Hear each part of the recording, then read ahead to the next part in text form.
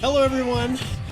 Yes, the question of all questions, what the heck is going on with Express Entry? And I was going to do this in my nice office where I have a nice fancy camera, but it's a holiday. And normally I'd be out drifting down the river on a nice raft or enjoying today, Monday, this long weekend holiday here in Canada. But I'm grateful for all of you to join me right now. What we're talking about is Express Entry. And one of the big issues that I'm starting to see is more and more consultations from people that are getting applications rejected. And this is what I wanted to talk about. So welcome. I know that lots of people are thinking about, they're thinking about applying to Express Entry. They've read so much online where it just says it's so easy. Don't worry about it. You can do it yourself. You don't have to worry about things, but I want to start off with two stories. And this is what's really driven it, because yesterday, Sunday, a day I never work, I treat it as a holy day, a day where I take off from my family. It's kind of like a day of rest for us Christians out there. And so I usually take that off and I never work, but I had to work with a client who received the most unusual request I've seen from Express Entry in a while. And I know other people have started to get these, but guess what they asked for? They asked for a CV, a resume. This is in the context of Express Entry. Why in the world would they be asking for a resume when an individual has already provided detailed information in their personal history, their work history sections for the past 10 years? They provided reference letters, pay slips to support their work history. Why in the world, you guys, would they be asking for a CV? Well, I put my immigration officer hat on, and you'll probably remember I was a former immigration officer. And one of the things that we would always look for was genuineness. We'd look for credibility. We'd look to make sure that there wasn't some inconsistency in applications. And my goodness, this is something I am seeing come to fruition more than ever in the context of an Express Entry application. It's officers now starting to look back, you guys. Anyone who's already here in Canada who filed a study permit application, you likely included a resume with or a CV with that original study permit, or you included a reference letter from maybe even the employer that you're now using that work history for Express Entry. So please, you guys, understand that this stuff is serious. So let me tell you the story. So basically yesterday, about a week ago, I received a contact from a client, and he said that IRCC had asked him to provide a CV. I was like, what the heck? They don't do that. And I know some of you out there, they have been doing that. But he asked, should I just send in a new CV? And I'm like, whoa, put on the brakes. Anytime, you guys, that IRCC sends you any type of a request, I don't care how innocuous it seems, how just minor and inconsequential, there is no reason for them to ask for a Schedule A update or any additional documentation unless, one, in a miraculous situation, you never provided it and they're giving you a chance to do it. That's number one. Number two is if they're testing your credibility. Are they seeing something in your application that causes them to doubt? Now, there are official procedural fairness letters, and in fairness, this request for the CV was not a procedural fairness letter. It was just a request to provide a CV. But I can tell you that if this client had gone forward and just submitted an updated CV without giving any thought to any of the other potential problems, there's a high degree of likelihood that that application would have been rejected, and possibly even for misrepresentation. So I've hinted at some of the problem areas, but I want to lay them out for you. If you've applied for a temporary application in the past, anything that you submit to immigration becomes a part of your historical record. And if there is anything inconsistent, you failed to disclose a prior visa refusal, heck, we talk about that all the time. And then what do you do in this application? You're definitely not going to perpetuate that lie, despite what some agents are telling you out there. Not some, a lot. The reality is you have to be honest. And how I addressed it with the client, I said, look, we need to full disclosure, notify them. We don't even know what the problem is with the CV. So I put my immigration officer hat on and I went through and looked at all of the past information included in his Express Entry application and in what was included in the study permit. to see if there was inconsistencies in what he had entered into for his EAPR. Well, what were some of the other issues? Titles were not consistent.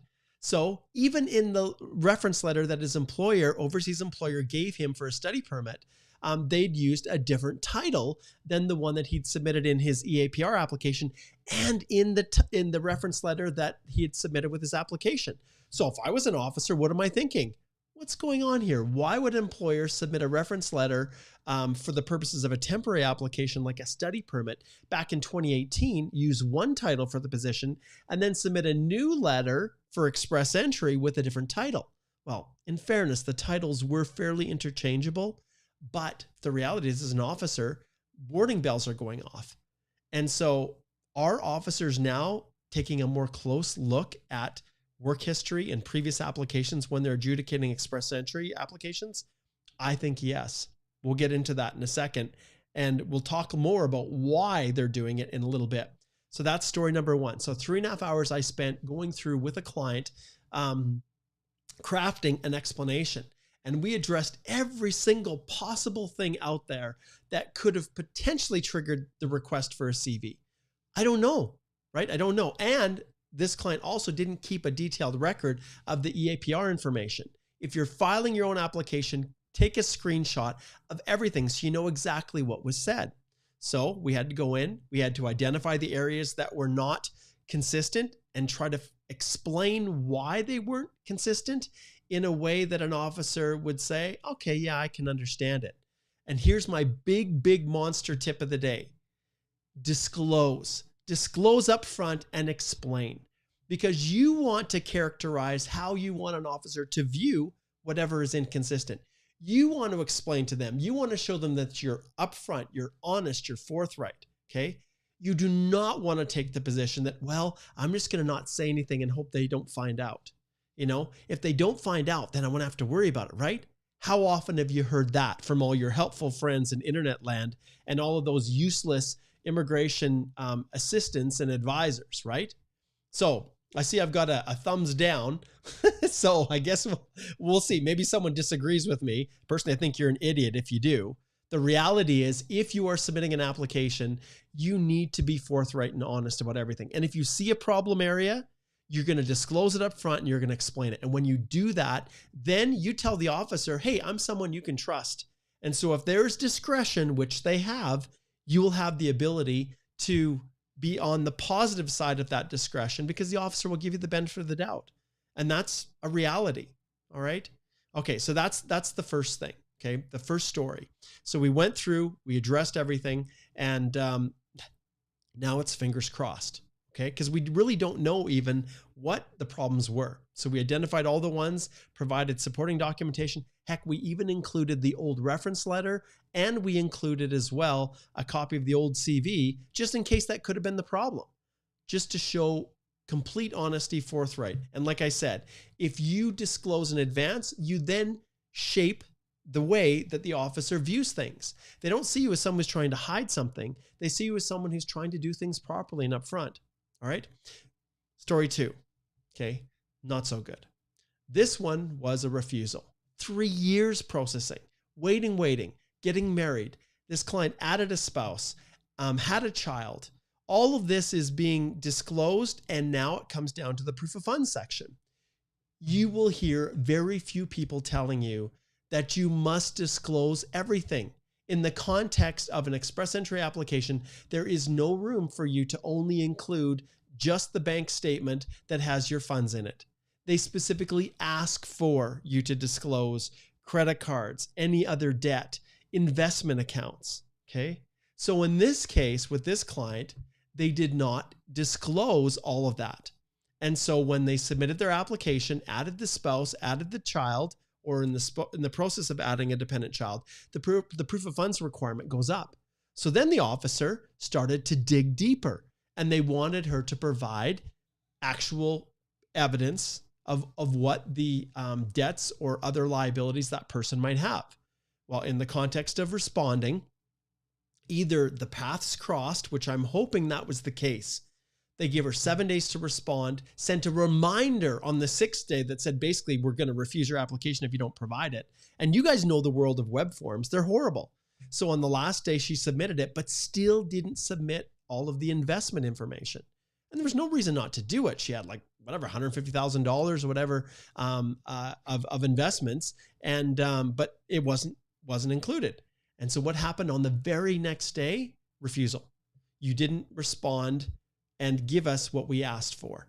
Okay. So please, you guys, those are just two simple examples. I don't want to spend a lot of time because I do want to answer your questions, but those are two recent examples of where I personally have seen immigration start to become much more difficult. Now, it's not just within IRCC. It's within ESDC, the other government bodies. It's within the audits that employers are facing. Just had a call this morning with a company who's going through an audit, and they are ramping up compliance. They are spending more time to ensure that applications are 100% complete. And I know some of you are getting CV requests or resume requests out there, but you cannot take these things lightly. Just because you see 10 people posting, oh, I just updated my CV and gave it to them and I got my PR, hooray, easy. Just because you see 10 people that are posting their positive stories does not mean that there are not 100 other people who have had their applications rejected because of some inconsistency.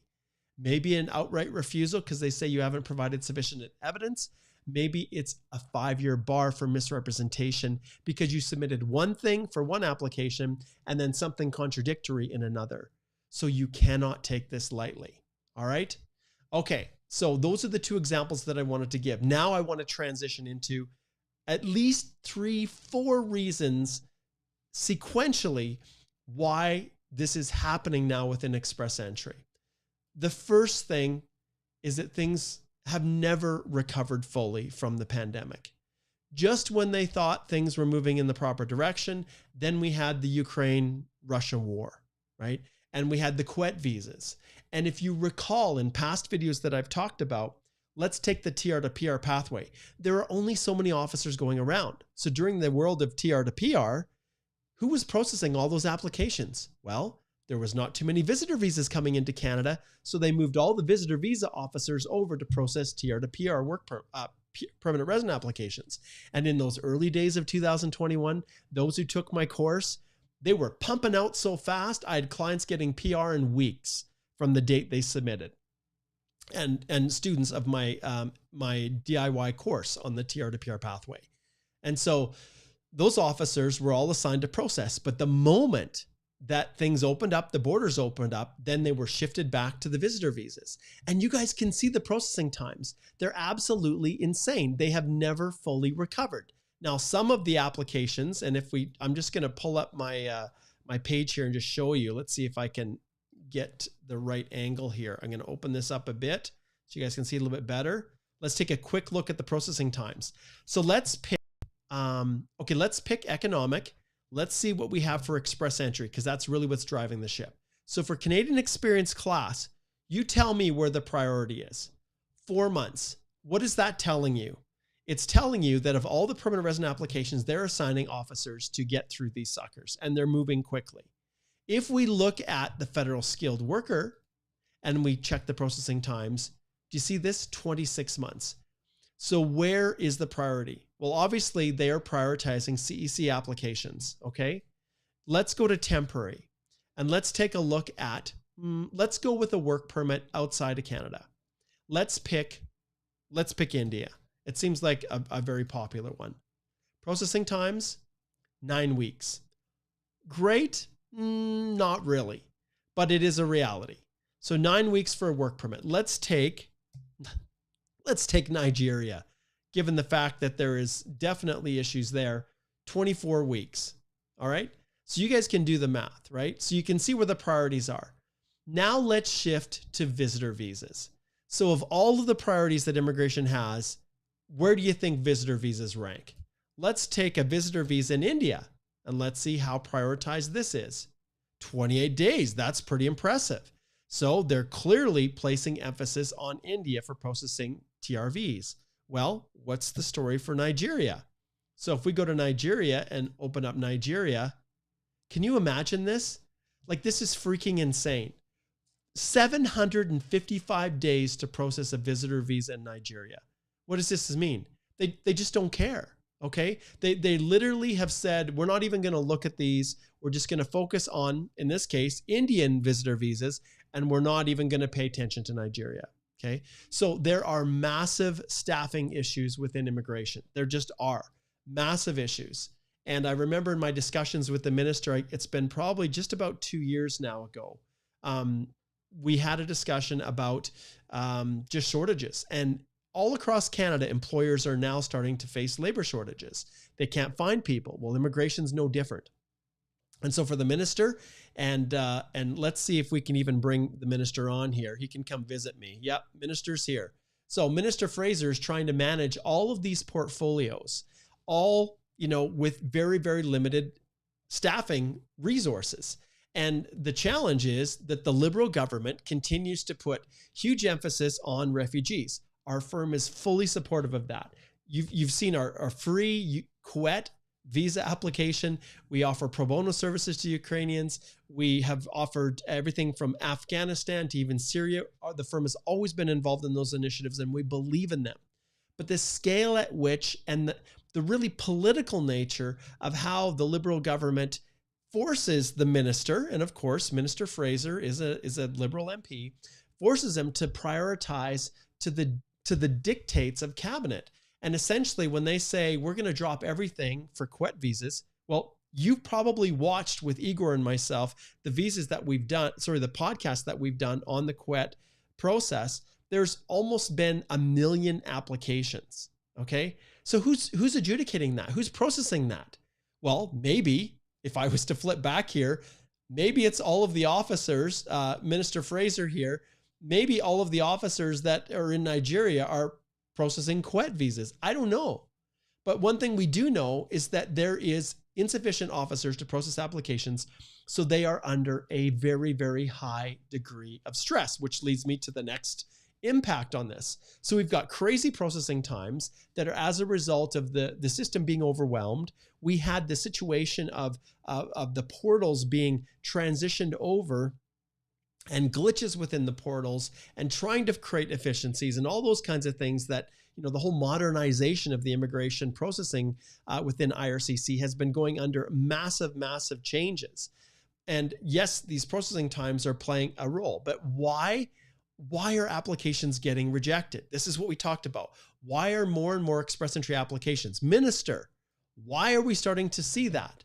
Well, think about it. If you're an immigration officer and you are under an unbelievable amount of stress and pressure, why? You just finished striking. Okay. You just finished walking out on your job, which is 100% legitimate here in our country. You can do that as a union. You say, I'm not working until we get a better deal, essentially.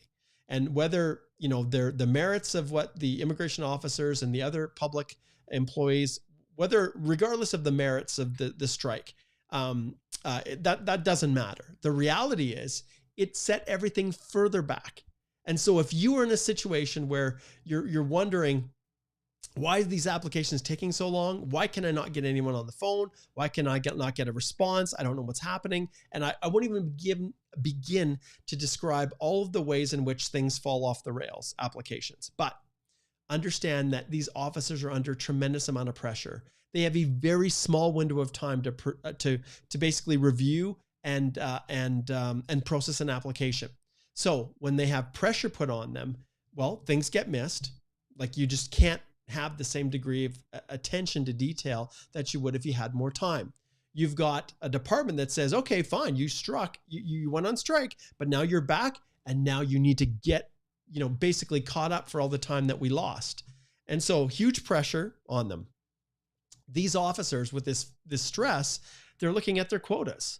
And I'm not saying that this is the case for every officer, but please understand that an officer, it takes far less time to refuse an application than it does to approve it.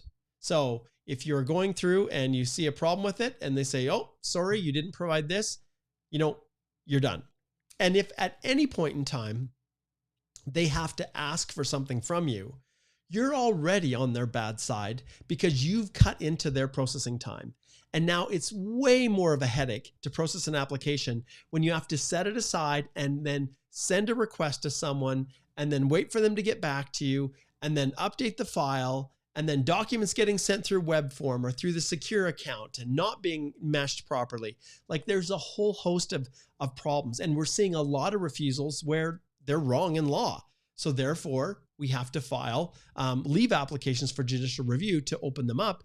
Request reconsideration, absolutely. And back to that second option where the client didn't provide the investment information, that's exactly what I'm working on this week for her, is to request a reconsideration. And failing that, you know, if there's grounds, then a leave application. But she could lose everything because she just did not have pay close attention to what the officer was asking for. All right. So back to the officer's mindset. If they find something that they can quickly refuse an application, boom, off their plate, onto the next one, and their processing average times start to reduce, which is exactly what IRCC likes. So if you're in a world where you're filing an express entry application, you cannot take this stuff lightly. You can't. If you do, understand it will be at your own peril. And all those people out there who think it's just so easy, so straightforward, there's, you know, you don't need any help. Well, you have not seen the consults that I have. And, you know, I can have up to 10 consults a day. I can't do any more. Otherwise, my brain just can't function with that many people. But people contact me when they have problems. And my goodness, I wish with all my heart that people would consider reaching out before they actually submit an application, because it is way easier for me to be able to address things, teach people, educate them, get them set up to avoid the pitfalls and the problem areas before they even arise. And I'm just going to flip my screen around. Like tonight, let's right there. Yes, the one step. Tonight, and we'll pull the minister off of here. He's tired of standing out and you know, me harassing him. Tonight is the very first day of the masterclass, the express entry course. And if this is something you have thought about and you've considered taking, I would strongly encourage you to do it. You can go click on the link below, subscribe, and join and attend all the lessons. We have 4 master classes, 4 to 5 p.m. Monday through Thursday of this week. And there's over 10 hours of on-demand content. And I can tell you that if you go through the course material, and I'll just click in here so you guys can see what I'm talking about if this is new to you. When you go to the course, you can scroll to the bottom here. And yes, if you're an immigration consultant, there's CPD accreditation up to 5 hours for it. But you can see here 10 hours of on-demand content that covers every single section of the express entry process, including the most problematic area, which are all of these mastering your documents section. So the difference in the master class is that you can come in and every single question gets answered. Very specific question to general, it doesn't matter, but every question gets answered, unlike our live here. So you guys can start posting your questions now. Go ahead and post them in the comment section.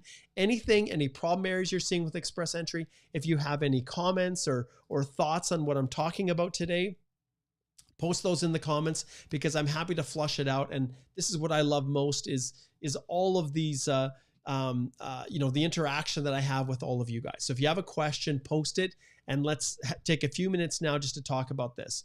But all of this came to a head because of the weekend that I've spent now trying to help save people's applications when they had no clue the pitfalls that they were stepping into. It's like a field of landmines.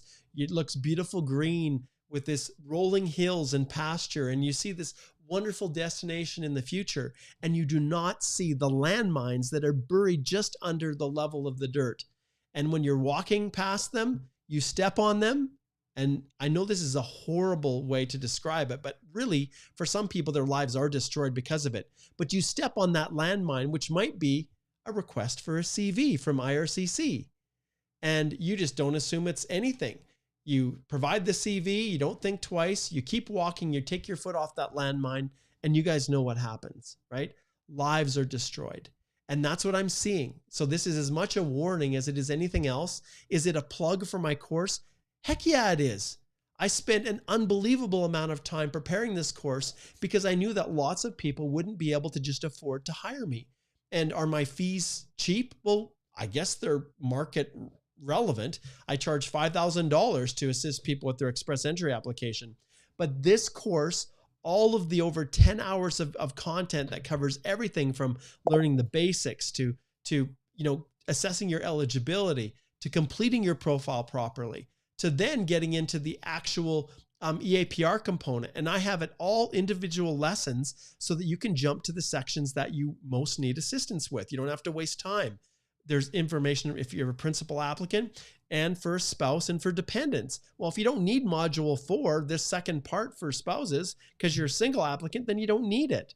And there's a section specifically about the document checklist, including the stupid checklist that reverts back to a generic form that removes the client information section, which was one of the most important sections. All of that, we talk about module 5, and then module 6, hands down, full of sample documents, checklists, templates, tools to help you make sure that these documents that you're including are 100% correct. So like I said, we start tonight, 4 p.m., and there's a private group that you join. The videos are private, and you can post questions if you're not able to attend live. You can easily post any questions, upload photos, whatever you need to get assistance that may not otherwise have been covered in the course. And yeah, it starts tonight and it's awesome. Absolutely love it. All right, it's time now to jump over and get to some questions that you guys have. Hopefully this has been helpful. We've got Afro Goonie here. Hello, good to see you. Bhagyadeep says, hello, Mark. Rejections and PR applications are TRVs too. Think about it, right? If you are coming from a country like, let's flip back here once again.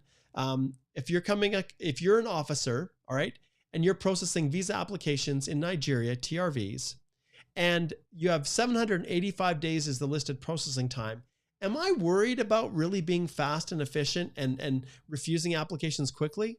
No, I'm not, because there's no standard for how long I can take. This is like ridiculously long.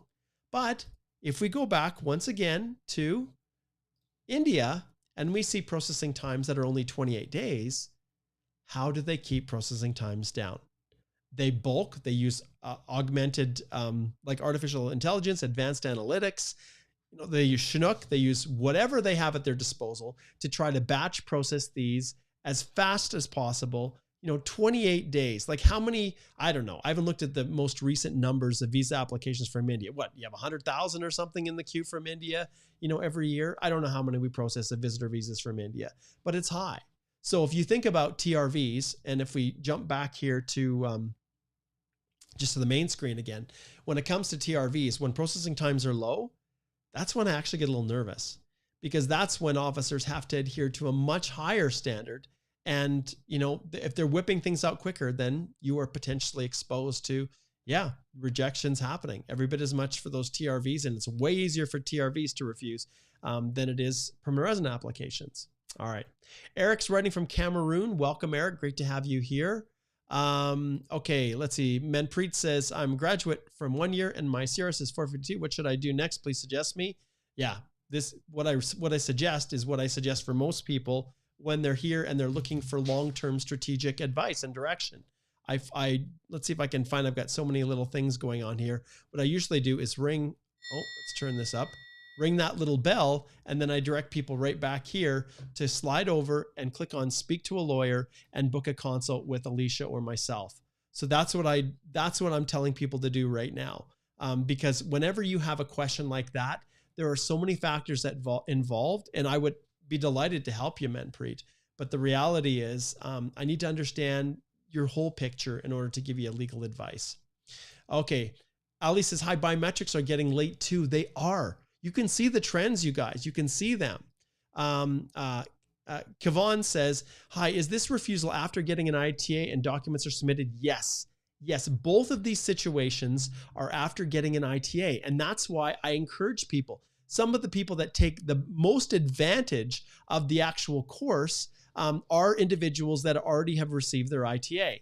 And if you go to our firm and you look at About Us, you can see how if you click on About Us, you can see how our approach, let me just pull it up here. We've got so many different things going on, and let's just see here. It's because of the angle that I have on here.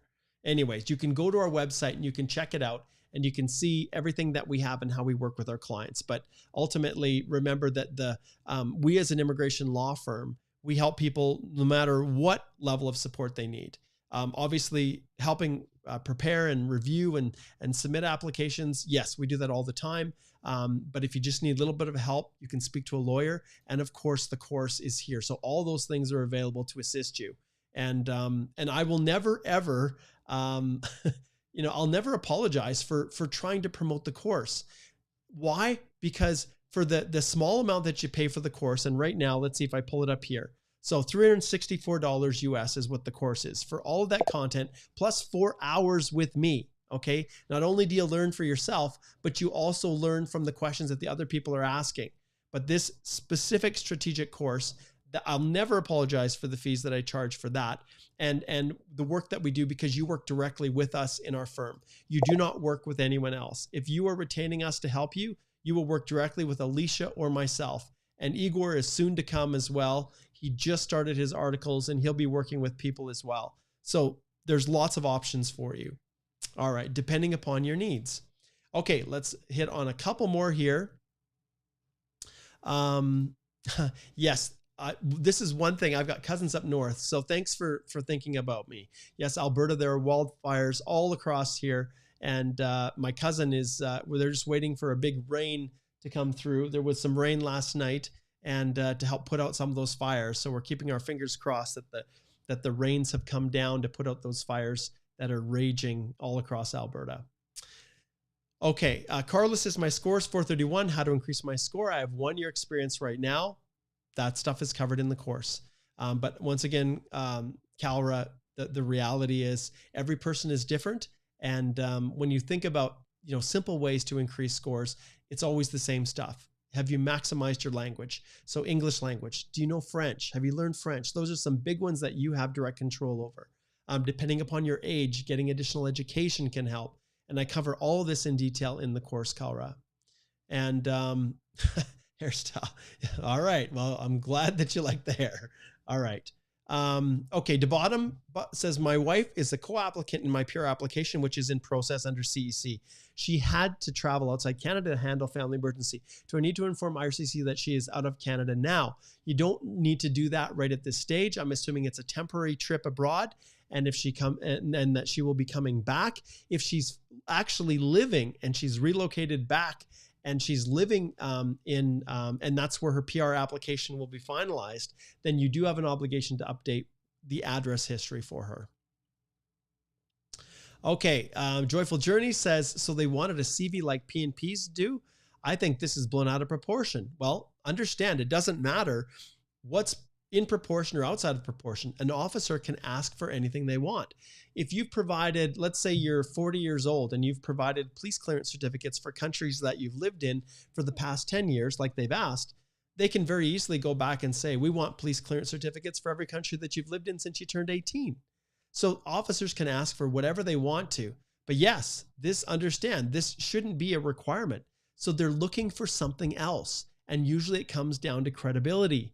So understand that you cannot take anything light, even if you feel it's blown out of proportion. You cannot take it light. And anyone who does, any representative that brushes this stuff off, fire them, because this stuff is serious. Okay, Promise says, thank God I made reference to my previous applications just to ensure consistency. Yes, Promise. And you, my friend, benefited from the Express Entry DIY guide, right? You did. All right. Okay, so we've got someone, I'm assuming, are you an immigration consultant or let's see here. She says, giving info about liabilities is required. The immigration officer is just doing their job. This is not something new. This type of refusal has not been increasing. Oh, I see. So now you're questioning. Okay, I love this. Well, can't speak for your situation, but I can tell you that the trends have absolutely been increasing. Okay, let's keep moving forward here. Promises, what do you think about FSW PR applications within Canada? The 26 months timeline seems to be for all FSW PR applications. Yeah, they don't distinguish. They don't. And so it also, part of the reason those processing times are so high is that different countries have different processing times and they're just averaging them out. And once again, it comes down to priorities, Promise. Okay. Himanshu says, Copra details updated in Tracker, AOR April 11th. Thank you so much for the support and guidance you held us through. You're very, very welcome, Himanshu. Happy to help. And I just want to jump back to this joyful journeys here. It always is kind of tricky because this person is anonymous and I wish I knew their name. But this type of thing is the part that's so dangerous, because there's so much online, so many people out there saying that there's no issues. It's easy. It's all a piece of cake. But people who get their applications rejected don't go post their wonderful refusal because of a mistake they made. They don't post it online. So there's this echo chamber of everybody cheering, saying it's so easy. I got my application processed. There's no issues. There's no increases in refusals. There's no increases in anything. And that's just flat out awful, because it gives people a false sense of security. And then what happens is their dream of being in Canada is, well, on the softest side, it's put in jeopardy. And on the harshest side, it's gone, it's done. And with the CRS scores, remaining so high, an individual may only get one ITA. They could have a birthday and their CRS score drops. So you miss something, some small little thing within your application, it gets rejected. And I see so many representatives out there who do not take care when they're reviewing these applications. Okay, I'll give you an example of a law firm in Quebec. So this is a fancy hotty-toddy business immigration law firm in Quebec who uses paralegals and assistants. Well, in the course of extending an international mobility program work permit, I think it was an intercompany transfer, they took no time to really assess and determine if the knock code that they were using in that work permit was the proper knock code for the position. The person was actually promoted to a managerial position, but they kept the same knock code when they filed the extension. I don't know if it was oversight, if it was just laziness or a lack of knowledge or understanding. But within that firm, that person now is applying for express entry. And I said to them, look, that's not the right knock code. Not if those are the duties you're performing. You can't file your express entry and say your knock code is this when your actual employer work permit says this. And this is the kind of stuff that I see out there. And so when I have individuals like Joyful Journeys here trying to, minimize the nature of this video, it really troubles me. It really bothers me, because people do not see what I see. Okay, I'll just leave it at that. All right, let's see what else we have here. Taj is over in Nigeria. Well, there you go, Taj. I gave Nigeria as an example of how awful processing times are for Nigeria. Okay, Inez says that she applied to the PNP within the express entry. I was eligible because I have more than 1 year of Canadian experience. Is the proof of funds required in this case? You have to book a consult for that. So each PNP is a little bit different. The programs that you're involved are a little bit different. And ultimately, when you're filing through express entry and you are drawn under the Canadian experience class, if you are drawn under the Canadian experience class, and that's where your eligibility is, then you do not need to provide proof of funds. But it becomes complicated when you intermix PNPs because different programs have different requirements. And so I recommend you book a consult. Okay, Spider-Man in Montreal, rehabbing the ACL. I'm happy that things are going well. I love it when you guys connect in, those that are watching. Okay, Promise says, when my medicals result updated in my PR application, does it mean that my application is currently being reviewed? Well, any update means something's happening. That's essentially what it means, Promise. Okay, Amara says, hey Mark, is it mandatory that the employer reference letter job description match the knock code? Is it mandatory that the employer reference letter job description match the knock code? 100%. It is. The employer reference letter with the job duties is the only thing that officers use when they're trying to determine if you've selected the proper knock. So it doesn't matter even if you've had a previous work permit with a certain knock, they don't just accept that. They look at the reference letter that your employer has provided. And this is one of the most telltale grounds on which applications are refused, because those job duties don't match up with a substantial number of the duties set out in the knock. All right. Okay. Tiana says, after getting an ITA, can I sell my car and add it to my proof of funds? Love from Jamaica. Sure, Tiana. Just make sure that when you sell the car that you show where those funds came from. And absolutely, you can use those for the purposes of satisfying the proof of funds obligation. Remember that IRCC still has a very clear explanation as to what they want in terms of the bank letters They're very specific requirements, very specific details they want in those letters. We've got resources and tools in the course to help you, to basically provide to the bank to make sure that they're including everything that's specifically required. But despite what people say, you can just get all of your settlement funds just dropped into your account. That's not a problem, but you need to demonstrate that they're truly yours. It's your money. It's not some loan. It's not something from some friend that they've given you with an expectation that you will pay it back. All of this forms a critical component to your settlement funds, but you have to be able to trace where those funds came from and that they're really yours. Gift deeds, yeah, they're possible if you do it correctly. And that's it. We work with our clients and teach in the courses. Okay, let's see. Promise. Oh, okay. Thanks, Promise. Promise says the Express Entry course is worth it. You'll be shocked at how this course will get you prepared to submit a detailed application. I gave you the credit, Mark. You did a great job. Thanks. And the reality is, Promise, like this course that I've created here, I designed that course back in 2015. That was when it was originally designed. And it's gone under so many revisions, updates to add, to strengthen all the material. And like I said, there's over 10 hours of content that breaks down every single section of the Express Entry process. And I literally tried to leave no stone unturned. So even if you can't attend the master classes at all, the course material themselves is enough to get you through and advise you of all of the problems that people fall into, and alert you to things that you'd never considered. Hi, Mark. Writer K says, I missed the initial part of your live. What is the cost of the masterclass Express Entry for in Canada persons? Yeah, it's the same for. The only difference is the tax that's applicable. So when you go in and you go to register for the course, and I'll just slide back here. When you go in and you register for the course here, we'll go up to the top and you can see, and you click on enroll now, it will tell you exactly how much it is for your region, but it's $347 US. It's US based program that's housing all of my course material, Kajabi. And so that's why the funds, we've got them set up in US, but that's essentially it. And then it'll calculate the tax depending upon where you are in the world. Yes, I have to pay GST on all this to the Canadian government. Hey, they've spent so much money over the last bit, through the pandemic, that they have to get the money back some way. So anyways, all right, let's keep moving on. Okay. Darius says, hey, Mark, I have submitted my application last November, and since December, there's no update. My my is a CC application. Okay. So November, you got January, February, March, April. So 4 months. Okay. Well, November, I guess that's 5 months. You should see something soon. Now, do you have dependents overseas? Have they come back and asked for anything? All those things can throw off the processing times. Yeah, can you tell me why it's taking longer since the website you're telling it's only 4 months? Remember, that is the average, okay? 4 months is the average processing time, and this is what some people just assume. It's not a guarantee that you are going to get your application processed in 4 months.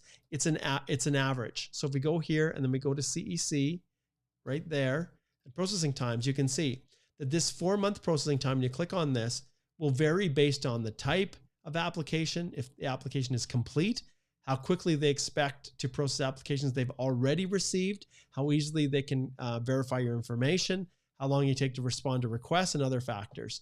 And it may also be affected if more people apply to immigrate than we can bring in each year.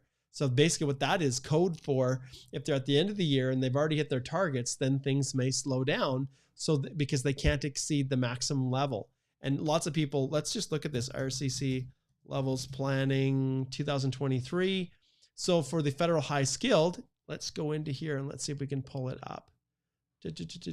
Supplementary, yeah, this one probably will work. Okay, so you can see here, these are the targets. So the low range, and we're looking at federal high skilled. That's the ones we're talking about. What are these federal economic policies? Guys, for 2023, up to $32,750, that's TR to PR pathway. But these ones, 82 is the target. They can process up to 88 is the high range for 2023. And then it takes a jump next year because the TR to PRs drop off. But ultimately, this plays a role within processing as well. So hopefully that gives you a little bit of idea. Well, keep pushing the wrong one here. All right, let's keep going here a little bit. So this one is Prithvi. Express Entry via PNP. Why some offices give decisions in months or two, but others are taking longer time. What are your views? Although we know processing time is 10 months. Okay, so Express Entry via PNP. if you are going through express entry, like country, obviously the source country, if you're outside of Canada, then it's dictated to a large extent upon that overseas visa office. But many PNPs, well, many express entry applications are finalized from within Canada. So yeah, you've already alluded to the factors that are at play here, and they vary, and it's always backward looking, right? So, you know, you could apply right now and it could say 4 months. I'll give you another example of and I like to tell stories because these examples give people context. And so I had a consult with a client who basically had received her postgrad work permit, was excited. So she thought, hey, I've got it. I'm going to head back, visit family for a couple of weeks, then come back and start working because school had just finished. Well, she didn't realize that her temporary resident visa had expired and that she needed it to be able to return. So in last summer, she thought, okay, well, I'll just apply to come back. Well, do I apply in Africa or do I apply through the London visa office? And she said, okay, well, I'll just apply through the London visa office because that's what my family, we've done in the past. Processing times are only, you know, about 2 weeks. So within a couple of weeks, I'll get the visa and then I can come home. Well, let's take a look at the processing times for London right now. So let's go TRV and let's go to visitor visa outside Canada. And then we'll go to, I think it's probably UK, United Kingdom. Moment of truth. Are you ready? Dun, dun, dun, dun. 336 days in London for a visitor visa. Why? Like, it's insane. So this poor girl has been trapped outside of Canada, waiting for her visa since last summer to be processed so that she can come back and start working. And in the meantime, her postgrad work permit is being burned up. So yeah, what do you say? It's really, really ugly. Okay. Okay. Joel says working on a tier 3 job, but it's not related to my field of study. Will this lead to rejection of EE? No. As long as you can demonstrate that you performed a substantial number of the main duties and all the activities in the lead statement, that's what express entry asks for. Now, the reality is when you're in Canada, there is an added level of, regulatory, and if there are certain trade or other professional education requirements that are required to work in that position, then sometimes that can cause problems. But generally speaking, no, if it's not related to your field, it's only some provinces where it's an issue. Like for the Alberta Opportunity Stream, if you are a postgrad work permit holder who studied in Alberta and you want to then apply through the PNP, you're basically your occupation that you're working in needs to relate to your education that you took in school. Yeah. And great, DeBottom, thank you so much for sharing that. Parents got TRV in 5 days. So even the processing times themselves, for a fact that with the advanced analytics that they use, there is a triaged kind of process. So if they have like none of the warning signs are there or triggers that cause them to kick it down to a different level of processing, more invasive level of processing, then they can turn visitor visas around very, very quickly. So just like that, DeBottom. So thank you for pointing that out. Okay, Sunil says, my previous study permit expired. Okay, March 31st. Current study permit expires March 31st, 2024, which I applied after October 7th. Okay, am I eligible to work more than 20 hours per week off campus? Okay, this is an absolute one, Sunil, where I will never answer that in the context of this type of an application. And so I'm going to ring the bell and ask you to book a consult so that we can sort that out, because I don't want to give you any advice with that, because basically without having all the facts, all the details, if I told you, yeah, you could go work, then that would be, yeah, I don't want to be in that situation providing specific legal advice. Deepak says, what happens when student permit has been applied 30th of March? How many days it would take? Well, it depends on the country. All you have to do is just go to the processing times, and these are generally fairly accurate, theoretically. And here's the thing I want to point out. So they could assign 40 officers to to process visitor visas in the UK. And within 3 weeks, this could be taken back down to, 4 weeks or something, or 20 days. It could. So these are backward looking. So applications, so they're basically working on applications that were submitted 336 days ago. Okay. So that's basically what this means. All right. We'll go just a little bit more, then we're going to shut her down. Let me check my calendar here. I have a very, very full day. Okay. I've got 1, 2, 3 consults back to back here in about 10 minutes. And I don't want to be late for one of those, because once I'm late for one, then it carries over to the other one. So I'm going to definitely address that. So let's see if we can get to a couple more questions here. Oh, perfect. I will pull this up, Sunil. This is why you need to book a consult. This is classic. So you call the call center, one agent says one thing, another says another. Yeah, if you want legal advice, Sunil, not a call center rep, then I recommend that you book a consult and we can look through that. Okay, Rafiq says, hey, Mark, thanks for your wonderful work. If there's a serious delay within the processing of applications, is this a sign of problems and possible rejection of an application to PR? Yes. If there are lengthy delays, I always request ATIPs to get the GCMS notes so that I can see if there's a problem. And I did, we do this all the time within our firm. In fact, I have a special category of service that we offer in these types of situations where we request the GCMS notes. And if we see that there's a problem, we proactively respond. We actually, before they even send anything to us, we update the express entry application by specifically targeting or addressing what seems to be stuck in the notes of that GCMS request. So Rafiq, that's what we do all the time. Okay. Lovey-dovey says CEC Online in Canada, no dependents, no request, no update over 6 months. Concerns? Not necessarily at this stage, but if it drags on a little bit longer, then I would. And it doesn't hurt, Lovey-dovey, to request the GCMS notes, especially once you hit the processing time threshold, to see if there is something that's stuck. Hanan says, how many hours will I have as a consultation with you when I buy a study permit course? So the study permit course, once we have a critical mass, because I don't do a lot of study permit applications, it's usually overseas agents and, that tend to do those things, which is scary, but that's the case. I wish more and more people would actually connect in. And I think what many of you probably, and I'm glad you brought this up, Hanan, I think personally, I feel the same about this study permit course as I do about the express entry one. There's the postgrad. Those of you who have to file your postgrad extension, the course is there, but the study permit course is really, really awesome. And just like the express entry course, we cover just a ton of different aspects. I had a consult with a client who had subscribed to the course and taken and basically been able to benefit from all the resources, the tools, everything. And I wish that every single person who applied for a study permit, even if you use an agent, would go through the whole step-by-step guide here and just understand what it takes to submit a strong application. So at this stage with the study permit, with that study permit course, I don't have a scheduled masterclass, but once I have a critical mass of people that have taken it, then I will open it up and probably do a study permit masterclass associated with it. But I'll be honest, Hanan, it is designed to give you everything that you need. And if you do need a little extra support, you can always book a consult with that one. It's just I have such high volumes of people going through express entry that it justifies holding the masterclass, because then when I teach one person, everybody else benefits. And when one person asks a question, everybody else benefits. Okay, Spider-Man says, my alt score and CEC application expired before I updated with the new one. Can I update this score after I got notification saying I'm not eligible, or do I have to apply again? Yeah, if you're told that you were not eligible, you need to apply again, unless I've missed something, Spider-Man.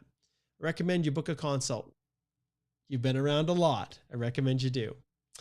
Okay, once again, file stuck, right, Eunice?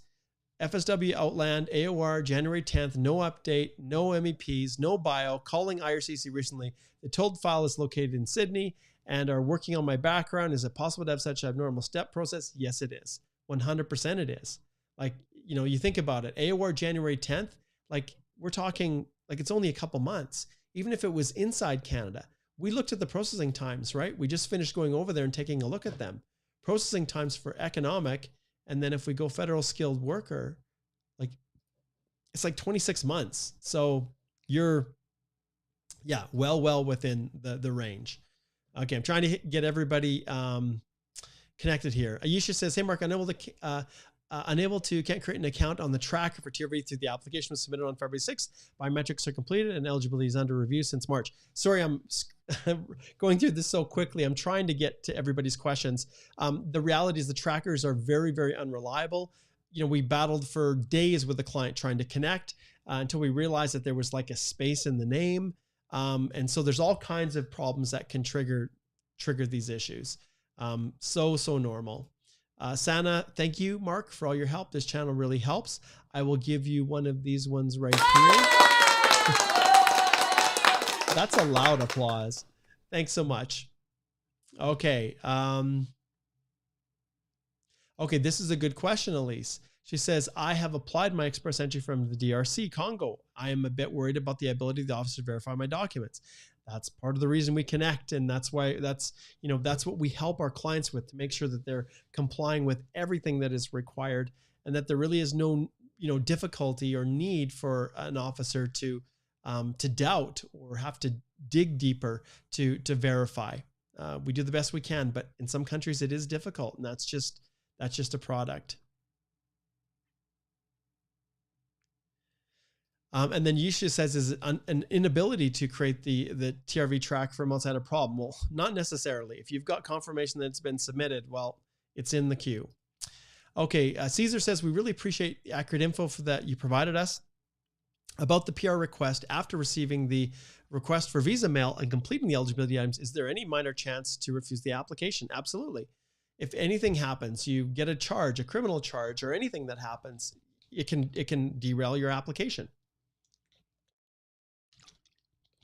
There's always possibilities that things can fall apart, all the way up until the point of completing your landing and obtaining your permanent residence. And in fact, if they find any misrepresentation in the context of the application, they can go back and they can actually pull your PR. So, okay, Karen says, hope all is well. Can an open work permit study for 6 months to obtain certificate for the PSW?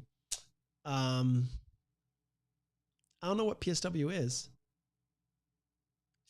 Karen, I don't know. Sorry. I can't answer that one. PSW. Don't know. Okay. Sorry, Karen. All right. Let's see what we have next here. Okay. Jasleen says, hi, Mark. Hope you're well. Quick question. I got my medical exam done in 2019. Then I went back to India in 2022. Now, am I in the process of applying for PR? Do I need to get a new medical exam? If you've obtained your medical within the last 5 years, the policy still exists that says you don't need to obtain a new one. However, I always include a copy of the policy when I'm uploading documents into the express entry process. So I will often include a cover letter. I'll include a copy of the policy and a copy of the past medical, so that it has the IME number on there so they can track it. And then it's up to the officer as to whether or not they require you to obtain a new one. But right now, there's a policy exempting the need to obtain a new one if it's been within kind of a 5-year range.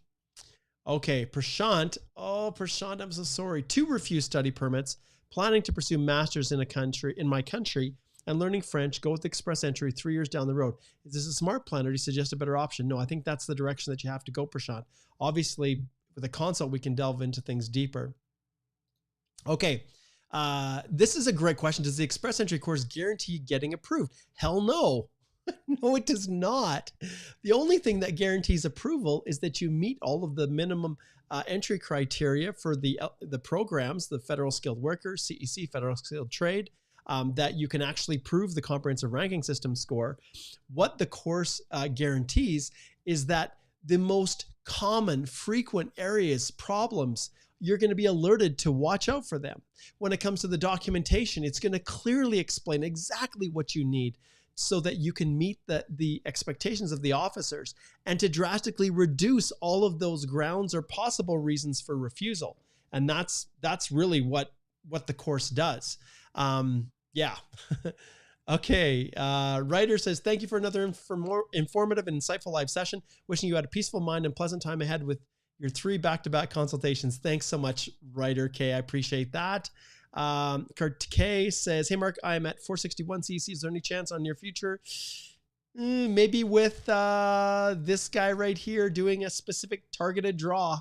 Possibly. We'll see what happens. We'll leave the minister in for the last ones. Okay. Let's see what else we have here. Aisha, you're very welcome. Oh, minister, you're in the way. Let's move you over here. Okay. So, thanks. You bet, Aisha. My pleasure. Okay. Personal support worker. Yeah. Writer Kate. I recommend, let's see who asked that question. Let's go back here. See, I don't do a lot of that stuff. So, okay. So Karen says, hope all is well with you, Ken. An open work permit study for 6 months to obtain certificate for PSW. Karen, I don't have an answer for that one. Thank you. I appreciate writer Kay clarifying that. But yeah, I don't. And Devin also. Yeah, thanks. Yeah, I don't have an answer to that. Okay, Spider-Man, thanks. Get well. And thank you, everybody. You guys all know this personal support worker. Can an open work permit allowed to study? Yeah, Karen, I don't have an answer for that. I don't do a lot of that stuff. Jasleen, thanks a bunch for clarifying. You're the best. You're welcome. Peter, great to connect in. It's been more than 2 months since I withdrew my CEC. I've just passed the completeness check. Background check is in progress. What's the current processing times for withdrawals? That is a magical question, Peter, that they don't process it. All right. And what is the probability of getting invited? Knock 130. Subhadeep, I can't answer that. I have no clue. No clue. All right. Okay, guys, we're going to wrap it up. Minister and I, we say thank you for joining us. And in another fun little live, hopefully this was helpful. But please, whatever you do, please understand that I try not to be a money-grubbing lawyer. Do I want to get paid for the services that I offer? Yes. Do I want every single person in the world to subscribe and take the courses that I've created? Do I want them to do that? Yes. I want people to connect in. I want them to take the study permit course. I want you to join me tonight. I want you to click on the link below. I want you to go to this site and look at all the courses and subscribe to the Express Entry course. I want you to do that stuff. Why? Because I know it will help you. And the masterclass is the opportunity I have to clarify any misunderstanding or you know, any areas that are just so specific they're not covered in the course. Do I want you to go over to our law firm? And do I want you to, you know, speak to a lawyer, book a consult? Yes, I do. Why? Because Alicia, Alicia's closing in on 20 years of practice as an immigration lawyer. I'm like closing in on 19. Like we've been at this for many, many, many years. And we know that when you book a consult, when you subscribe to the course, you know, when you actually hire us to assist you with your application, you can go check out our approach. It's all here on our website. Make sure you subscribe to our newsletter as well. But all of this is all designed for us as lawyers to work directly with you. There's no middle people.